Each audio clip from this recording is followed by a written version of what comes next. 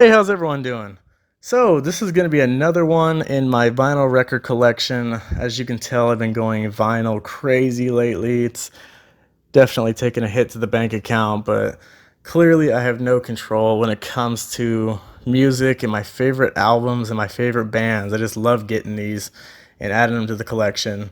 So, today we got Van Halen's 5150 from 1986 and then Queen's Innuendo from 1991. Man, rest in peace, Eddie Van Halen.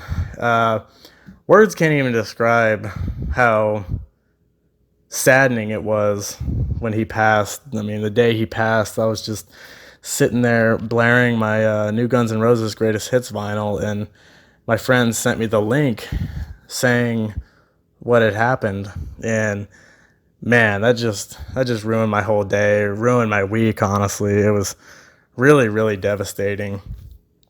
I got into, you know, I've been a Van Halen fan for a while. In middle school, I had Eruption as my ringtone. For years now, I've had "You Really Got Me" as my ringtone, and it wasn't until like 2018, 2017 when I officially decided to go through the entire discography, and I just became such a big fan. I can't even describe it. There were so many days where I'm like, I really hope I get to see them live one day, and I get to see Eddie, and I get to see the whole band, and I don't even care if David Lee Roth sucks in the concert. Like, as long as I get to just say I saw them live once, I'll be set. So when I saw that news, I was just beyond devastated, and I spent a week just blaring the music. Just an absolutely awful news when it came to that. A lot of people knew he was dealing with health issues for a while now, but there was a lot of vague reports, and Van Halen, the band, is just so hush hush with news. It was really hard to tell exactly what was going on. There were a lot of rumors flying around, but basically everyone knew Eddie was dealing with health issues, and to see it finally just, you know, took over in the end is just so sad, and it just sucks on so many levels. I've seen I've seen a lot of people wearing some Van Halen shirts at my work, and I'm glad to see that. I saw one guy with a 2004 Sammy Hagar reunion shirt, which was cool. And even I, immediately put on my Van Halen shirt the day it happened to pay tribute, and it's just one of those gut punches, one of those big blows that really affects you. It's definitely one of the bigger ones that has affected me in my lifetime. And once again, rest in peace, Eddie Van Halen. But on to this album. So I went to my local record store, not the same one that I have been getting my last few records at. This is another one. And this record store had a lot of cool stuff in it. I haven't been there in a while, but they had like multiple Kiss Revenge originals, Hot in the Shade original. Uh, Man, they had MTV Unplugged original. They had a bunch of stuff, and even though I wanted to get those desperately, they're all like over $100. So I decided not to this time. Hopefully, one day I'll be able to get them. And I just ventured over to the Van Halen section, saw what they had, and I found this 5150 for $7. This is a brand new, or not brand new. This is an original. And once I saw it was $7, I'm like, I think that's a steal. Everything's all the inserts are in there, everything's in there, and the records themselves are in fine shape. So I thought it was a steal. Immediately picked it up. This is the first album to feature Sammy Hagar on vocals.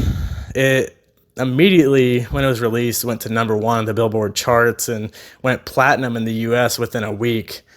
And when I was going through the Van Halen discography, I was really interested to get to the Sammy Hagar era because, as a somewhat of a new fan that didn't know much about the band, I didn't know how I would react to the Van Hagar era of the band. And honestly, when I first was listening to this album the first few times, I was not a fan, and I was really worried that my opinion was gonna stay that way for, forever.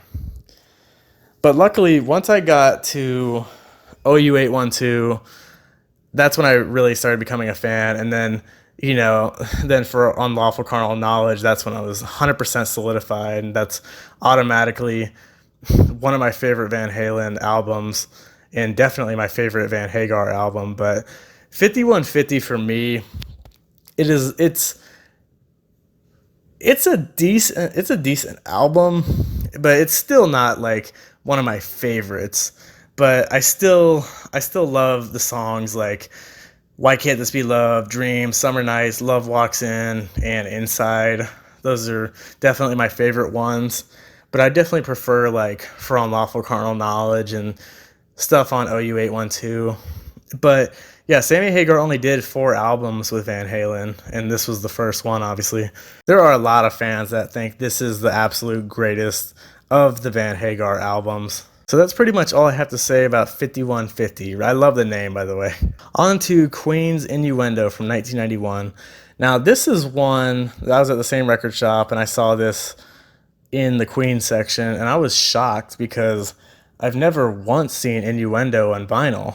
And this is a remaster, and it was brand new. And I knew the second I saw it, I had to get it just because of the fact like I said, I never seen it before. And I just feel like it was going to be bought quickly because of the fact that it's not seen very often, even as a remaster. And originals, God knows, I'm sure they're worth a lot of money online. So Innuendo, I wouldn't say it's one of my absolute favorite Queen albums, but it's a nice album. It's very powerful, very emotional, and a very sad album. Let's just call it what it is. I mean, this album was released just 9 months before Freddie Mercury died.